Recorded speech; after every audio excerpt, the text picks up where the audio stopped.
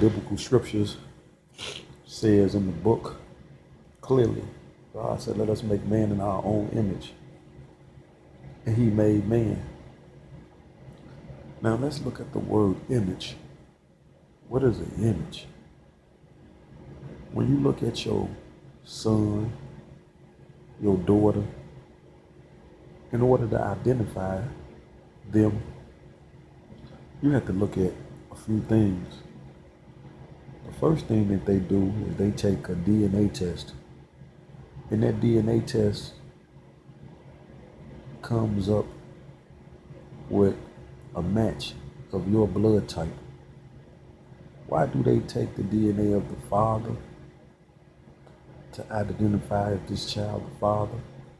Because the mother is nothing more than the vessel which the child lays dormant in for 9 months. And as they tell you, the woman goes through 3 trimesters. So it's 3, 6, 9. 9 is the highest number known unto mankind. Because when you subtract, add, 9 is a perfect number. So let's deal with something called 9 ether. And what are you? You're an ethereal being. So when you go back and you trace your image of where you come from, you have to go back to the DNA. And for all those who don't have a understanding what DNA is, I ask you to go look it up, because every species on the earth has a DNA trace. So if we are made in the image of our Creator, we first have to go back to the DNA structure of that which created us, because all things have DNA. So we are made in the image and the likeness of our Creator. Our Creator has to have a DNA. And you ask yourself, Larry Banks, what you talking about?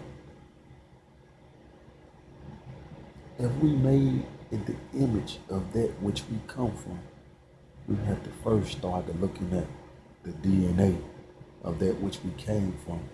And when we look back at our origins as a people who have hue, pigmentation, and melanin in our skin, we are called the melaninite children because we descend from a continent which is in the center of the equator. And when you look at the center of something, that's where everything begins at. So the sun is in the center of the universe. And yet we come from the center of the universe. You have that which is called north, south, east, and west. But in the middle of that lies the equator. And Africa sits in the middle of the equator. The Creator is trying to allow us to come into the knowledge of the truth, but we deny that thereof because we are too busy taken away from what the Creator has given us, which is sound right reasoning, evidence, and facts. We're too busy saying that we are wrong and that another species is right. I need you to wake up and test the spirit by the spirit.